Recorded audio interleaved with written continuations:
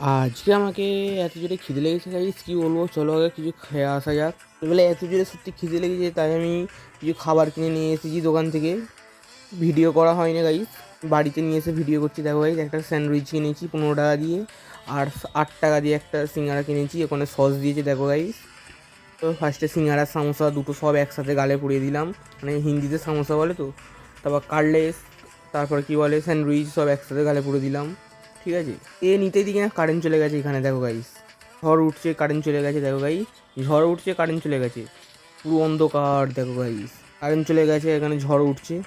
কি লো guys, current চলে গেছে, কি গরম হচ্ছে দেখো গাইস, ঘাম দিচ্ছে, কিন্তু এখানে ঝড়ও উঠছে দেখো।